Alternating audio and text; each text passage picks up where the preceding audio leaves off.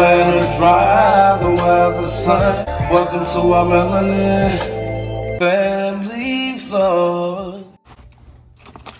What is up, you guys? Welcome back to my channel. If you're new here, hey, how you doing? I'm Melanin, and this is Melanin Family Vlogs.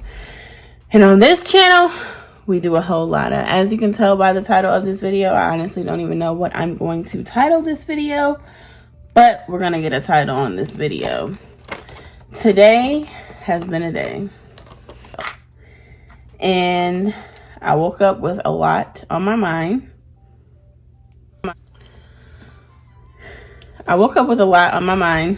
This morning. First of all, I woke up and I seen a post on Facebook that basically said, do not let the funeral director plan your next family reunion. Meaning people only come together when somebody passes away, and families need to get together before funerals. You know what I'm saying? Enjoy each other while people are still living. Today's my dad's birthday. Once again, if you're new here, my dad is serving a life sentence. My dad murdered somebody in 2015, and he was convicted and sentenced to life in prison in 2016.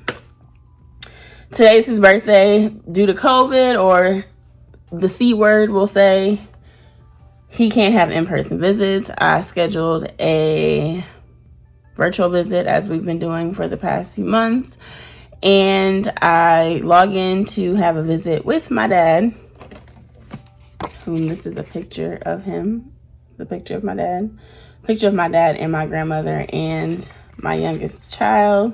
My oldest daughter. I was informed that my dad is no longer at that facility, and they moved him. Once again, it's his birthday. I sent him a birthday card, a picture. You know, what else can I do with him being in prison? I was excited to actually see him. It's been a while since I was able to see my dad on his birthday, so I was excited to spend his birthday with him. Me and the kids got these little cupcakes so we could sing happy birthday to him. And then I was informed that I wasn't going to be able to see him because he was moved to a different prison. So I was already upset. I was in my feelings anyway, because like I said, I seen that meme this morning that said people need to basically hang out with their families. And I made a post in my family group because on my mom's side, so my maternal grandmother's side, that side of the family is not very close. I'm a very family oriented person. Family is very important to me. We only get one family. We don't get to choose our family. Hold on, guys. Hold on. So, what's up, guys? This is day 2 of the video that you already started watching. I decided that I wasn't going to continue to vlog on that day because I was just like all mixed up and sad and upset and just had a lot on my mind. So it's another day, another damn problem.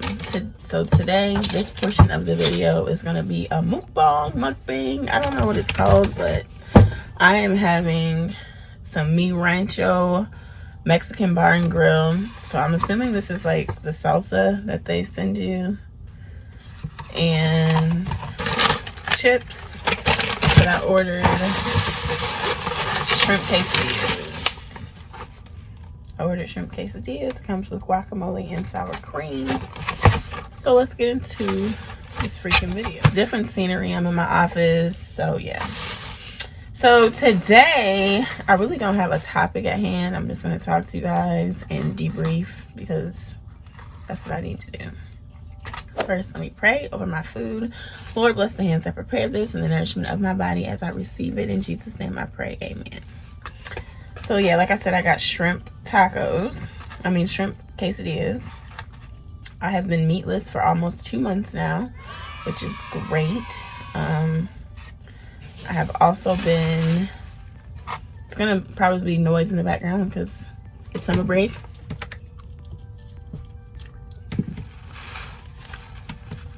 So my kids are doing what they do. But yeah, I've been meatless for almost for a month and a half, 2 months, you know, people exaggerate. And so far, so good. I feel much lighter. It's not as hard as I thought it was going to be. Like my mom said, it's a mental thing. I'm really excited that my sister is coming to visit me here in a couple weeks and bringing my niece. My niece is going to stay with me for about a month. I'm excited for that. I think the other day I was talking about how I didn't get to have a visit with my dad because it was his birthday and they moved him to a different facility. And they moved him to a different facility because he's like having knee surgery. So they moved him to like a medical facility, which is a good thing, but it was just an inconvenient time. But so he's there, and apparently he likes that place better because he gets a single man cell, and he gets to talk on the phone in his cell, and he gets to watch the local news locally from his hometown, and so that is good. So I guess there's a plus in everything. The last couple of days they've been okay.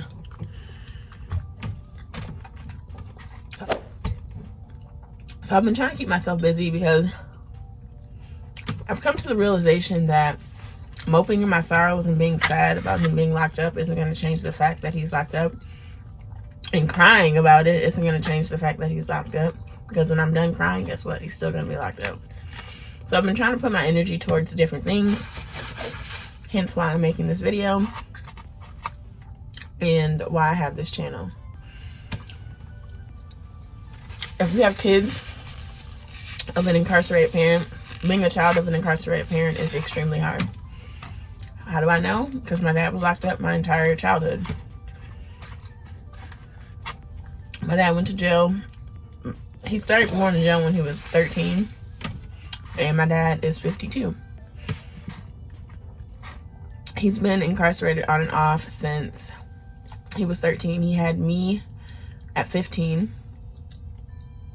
By the time I was in kindergarten, my dad was already in prison for the first time.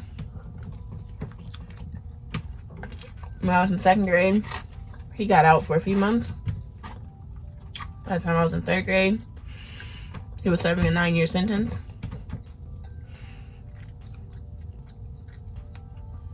When he got out of that, I was pregnant with my daughter.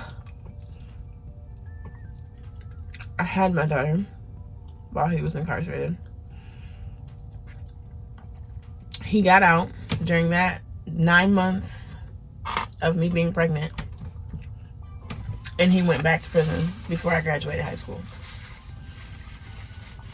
He got out again when I was pregnant with my son. He was at the birth of my son. He was out for a couple of years that time. That time I kind of thought he was done going to prison. Like, I had faith. I believed in him. And he stayed out. Then I got pregnant with my daughter. We weren't on talking terms. I had my daughter. My daughter was born August 2014. And he was locked up, I believe, in December of 2014. He never physically met my daughter. And now he's serving a life sentence.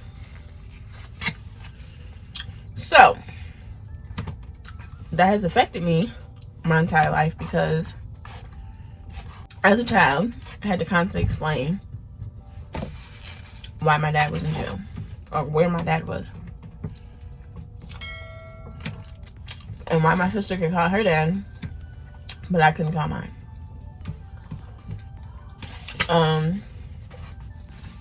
I had to try to make light of the situation by kind of like cracking a joke about his incarceration, but it always made me feel uncomfortable.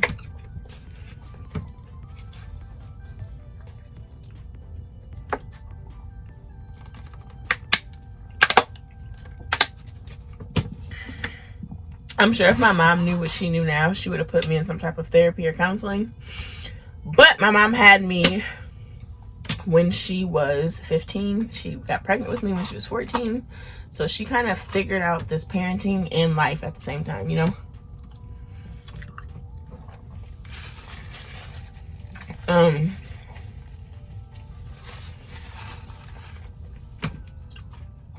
It was just tough to go through things that parents would be at, and my dad could never come, and I knew he couldn't come. And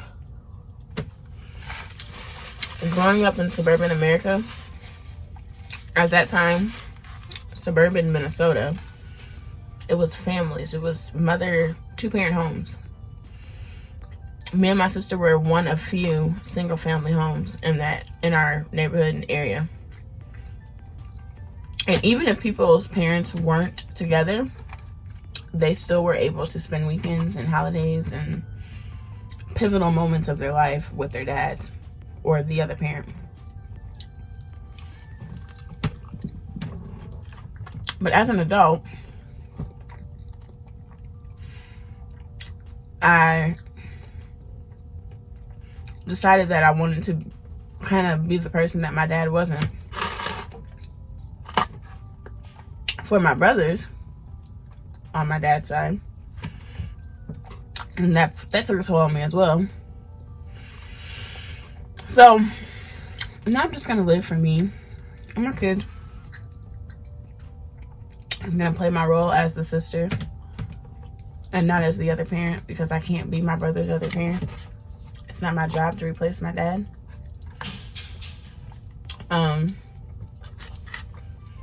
It sucks. I hate seeing my dad on a screen. I hate explaining to my kids that their grandpa is in prison, and my daughter, she always asks, like, well, why can't he get out of there, you know?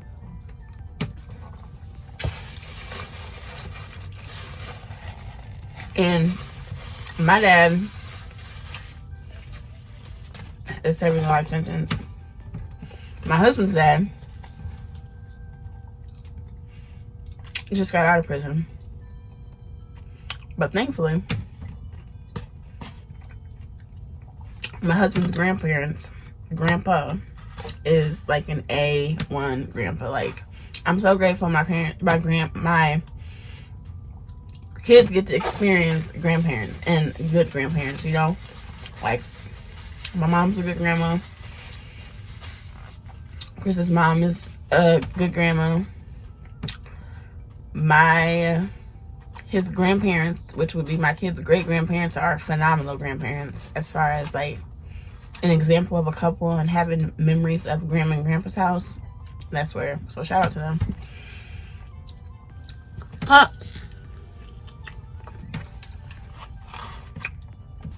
Yeah, I really didn't have much to talk about, but I want to be consistent on this channel, and I want to be an outlet for kids with incarcerated parents.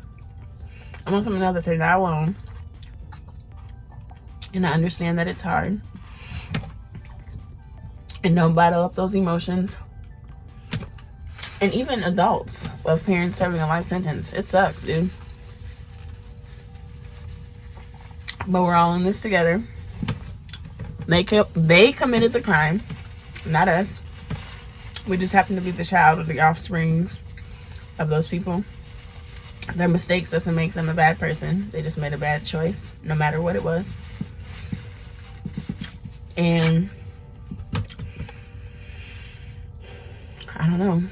Parents, if you're making horrible choices right now and doing bad things that could possibly cost you your freedom, think about your kids, because they are the ones that will be affected by this, your grandkids, and your family in general.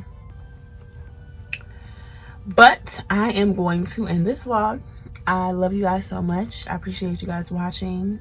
Make sure you like, comment, subscribe, and turn on your post notifications so you can be notified every single time that I upload a video on this channel. And I will see you guys next week in another video. Bye!